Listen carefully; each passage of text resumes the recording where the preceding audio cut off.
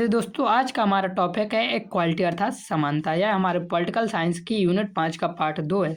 इसके पहले हम 4 यूनिट पढ़ चुके हैं। उसके वीडियो का लिंक आपको डिस्क्रिप्शन पर मिल जाएगा, वहाँ से जाकर देख सकते हैं। हमारा सिलेबस क्या होने वाला है और हमारी पढ़ाई कैसे होने वाली है इसके बारे में भी उसी वीडियो पर है। PDF कहाँ मिलेगा ये सारी जानकारी मैं पहले ही आपको दे चुका हूँ, लिंक डिस्क्रिप्शन पर है, पहले वही वीडियो जाकर जरूर देखें। आप सभी को पता है हम थ्योरी प्लस MCQ दोनों कंप्लीट यहाँ पर कर रहे हैं और मैंने मोस्टली MCQ वाले स्टूडेंट के लिए ये वीडियो बनाया हुआ है क्योंकि ज़्यादातर यूनिवर्सिटी में MCQ पेपर होता है। तो चलिए बिना देरी किए इक्वालिटी अर्थात समानता को देखते हैं और जानकारी के लिए वीडियो देखकर जरूर आएँ। पहली वीडियो जो मैंने आपको लिंक डिस्क्रिप्शन पर मिल जाएगा। सबसे पहले आपके लिए एक MCQ होगा जो कि पिछली क्लास से रिलेटेड होगा। इसका आंसर आप हमें कमेंट में बताएंगे। उसके बाद हम आज के टॉपिक इक्वालिटी की ओर बढ़ेंगे। पहला क्वेश्चन देखिए दिया हुआ, स्वतंत्रता और कानून के संबंध में सही कथन कौन सा है।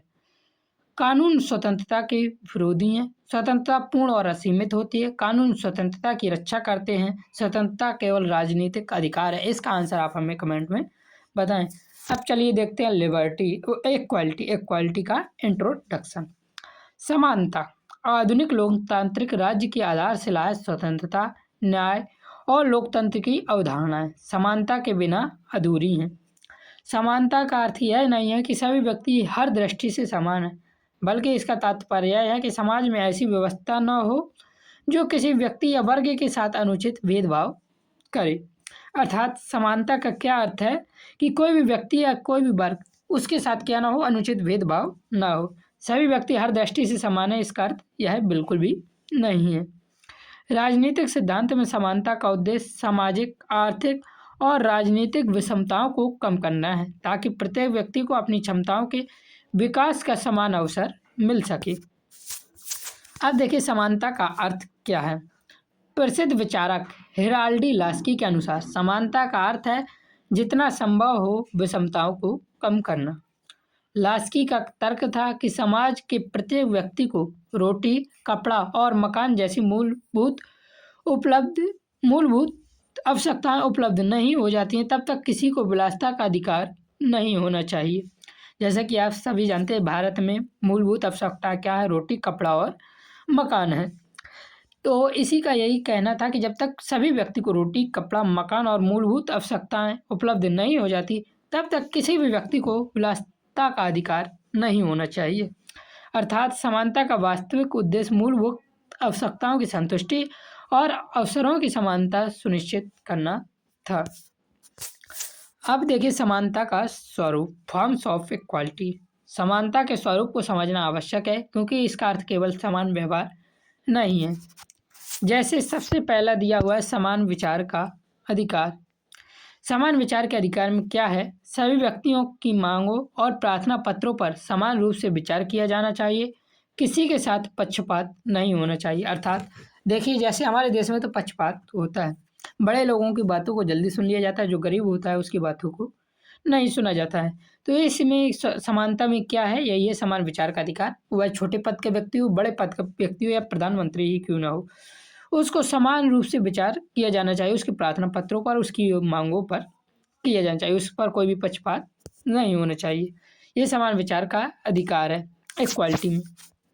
आगे दिया हुआ है समान अवसर, इक्वल अपॉर्चुनिटी। सभी नागरिकों को उनकी योग्यता के आधार पर समान अवसर मिलने चाहिए।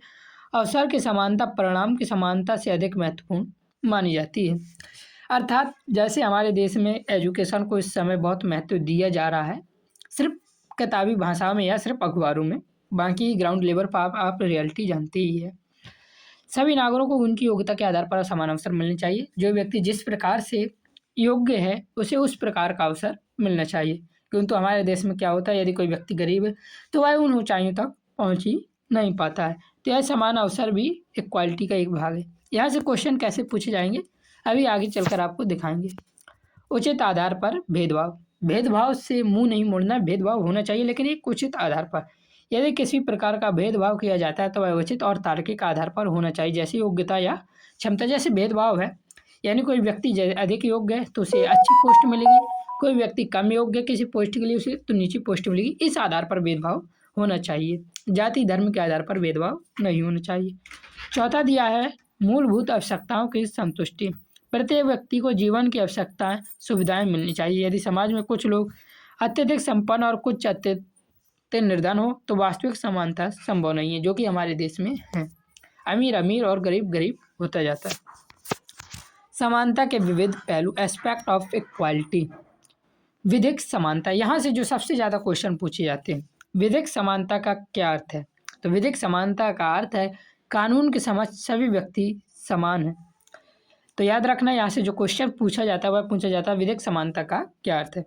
कोई भी व्यक्ति चाहे वह कितना भी उच्च पद पर क्यों ना हो, कानून से ऊपर नहीं। यह सिद्धांत रूल ऑफ लॉ पर आधारित है।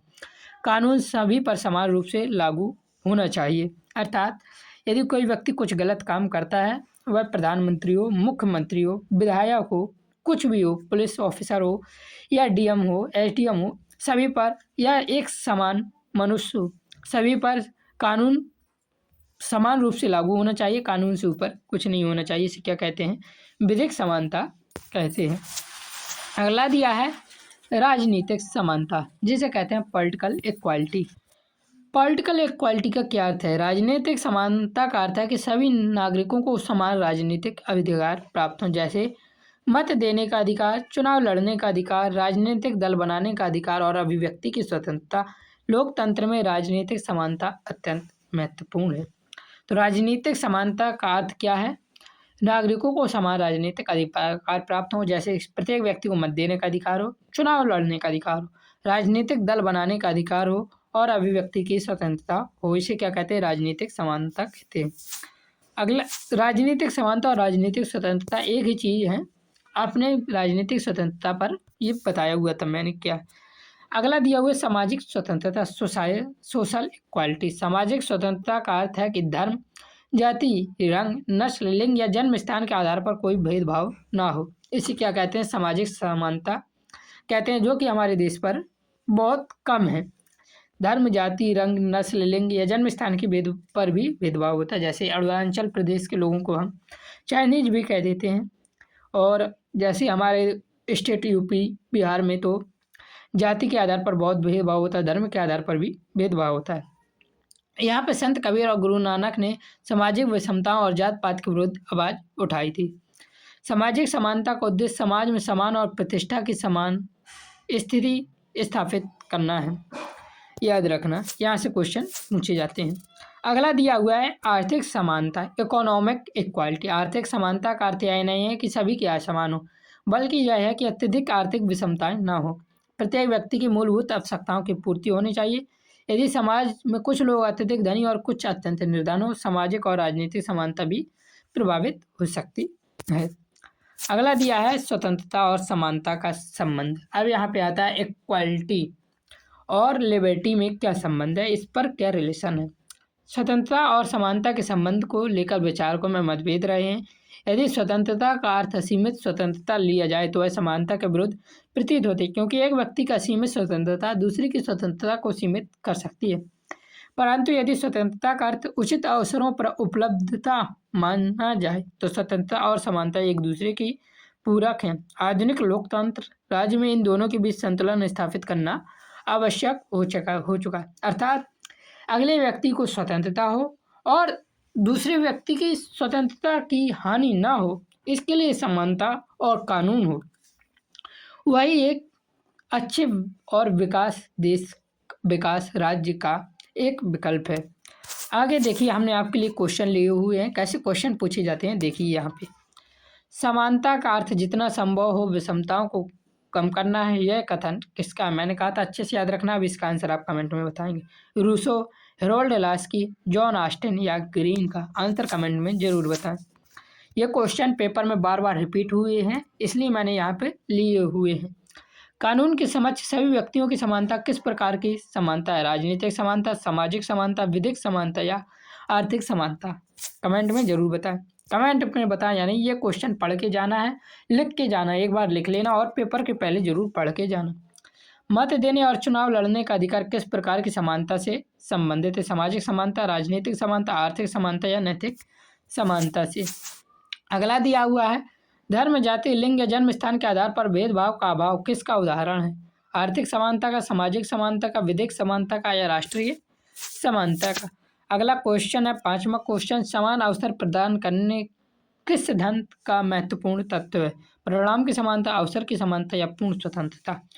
ये मैंने आपको सिद्धांत पढ़ाया नहीं है, किंतु आप इसी लॉजिक से इसका आंसर देंगे। मैंने आपको इतनी अच्छी तरीके से बाकी समझाई हुई है। अब कंक्लूजन देखिए, समानता का अर्थ सभी को एक जैसा बनाना नहीं, बल्कि सभी को समान अवसर और सम्मान प्रदान करना है। विधिक, राजनीतिक, सामाजिक और आर्थिक समानता मिलकर एक न्यायपूर्ण समाज की स्थापना करती है। स्वतंत्रता और समानता विरोधी नहीं, बल्कि संतुलित रूप से पूरक अवधारणाएं हैं। यदि आपको वीडियो पसंद आया और मैंने जो चीज़ें समझाई हैं समझ आई हैं तो वीडियो को लाइक ज़रूर कर देना। अपने दोस्तों के साथ भी शेयर करना ताकि वो भी पास हो सके और अच्छा स्कोर भी कर सकें। चैनल पर नए हैं तो सब्सक्राइब जरूर करना। जय हिंद, जय भारत, राधे राधे।